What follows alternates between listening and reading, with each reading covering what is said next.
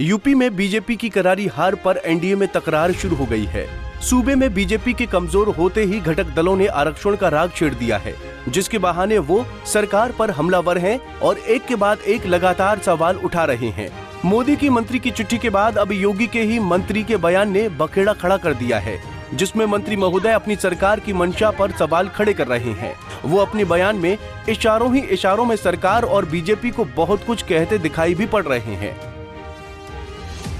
ऐसे में आरक्षण के मुद्दे पर यूपी एनडीए में तकरार की सुगबुगाहट तेज होती दिख रही है, जिसकी दिल्ली से लखनऊ तक गूंज सुनाई देने लगी है।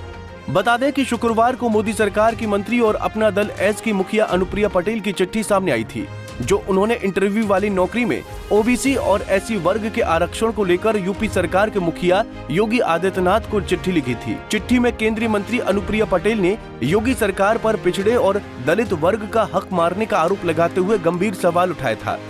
हालांकि इस पर शनिवार को योगी सरकार ने यूपी लोक सेवा आयोग के हवाले से सफाई दी, लेकिन सरकार के घटक दल इस पर सहमत होते दिखाई नहीं दे रहे, क्योंकि अनुप्रिया पटेल के बाद योगी के ही मंत्री संजय निषाद ने आरक्षण के मामले में अब अपने ही सरकार की मंशा पर सवाल उठा दिया है।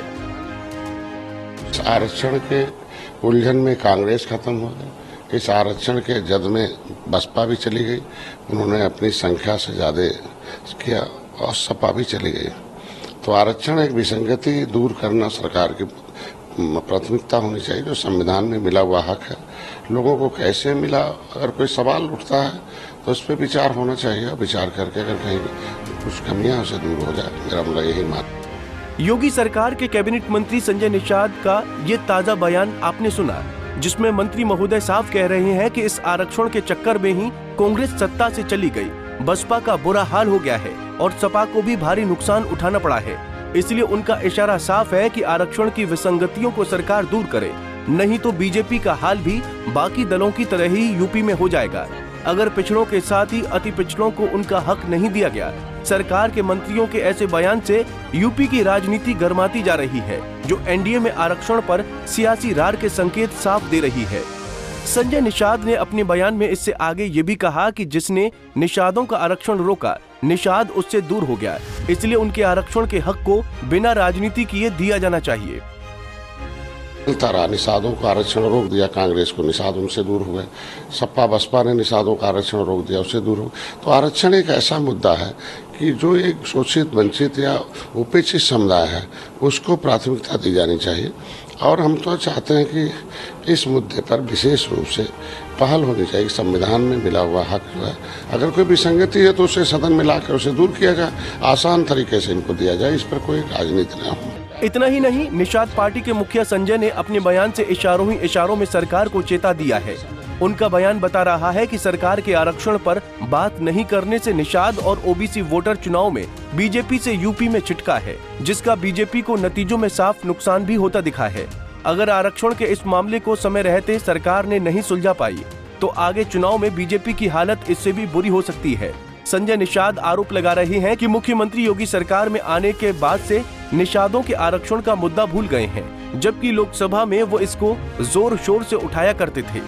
देख लीजिए, निषादों का आरक्षण माननीय योगी जी बहुत बार उठाते रहे सदन में जब वो सांसद थे, लेकिन सदन में उठाते रहे कि निषाद जो है आरक्षण के हकदार हैं, और उसमें इनको विसंगति हुई जब विपक्ष में थी।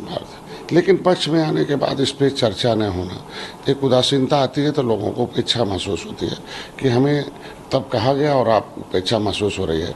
तो ऐसे में भी निषाद जिस जोश खरोश के साथ पहले 2019-2022 में वोट दिया, 2024 में उदासीन रहा नहीं। कुछ लोगों ने इस आरक्षण के मुद्दे पर नहीं, चर्चा होनी चाहिए और चर्चा होकर सही पहल होना चाहिए।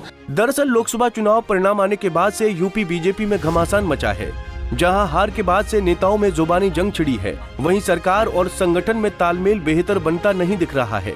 ऐसे में बीजेपी के घटक दल योगी सरकार पर सवाल उठाकर आरक्षण के मुद्दे को गरमा कर कहीं न कहीं अपनी ही सरकार की मुश्किलों को बढ़ा रहे हैं, जिसकी गूंज लखनऊ से दिल्ली तक सुनाई देने लगी है, जो बता रही है कि यूपी के लोकसभा चुनाव के नतीजों से बीजेपी ही नहीं, उसके सहयोगी दलों में भी बेचैनी है, जिस पर बीजेपी हाईकमान की बारीक नजर है। आला कमान सियासी और चुनावी दोनों ही चश्मे से माहौल को निहार भी रहा है। लेकिन यूपी में सब कुछ होता देखकर भी शांत है, मगर कहते हैं कि सियासत में शांति का मतलब आने वाले तूफान की आहट से होता है। क्या इस आहट के संकेत बीजेपी के सहयोगी दलों के नेताओं के बयान देने लगे हैं, या फिर सहयोगी के सवालों से यूपी में एनडीए की सियासी गुत्थी उलझ जाएगी, जो सूबे में सियासत की नई इबारत को लिख सकती है? Bureau report, Punjab Kesari TV.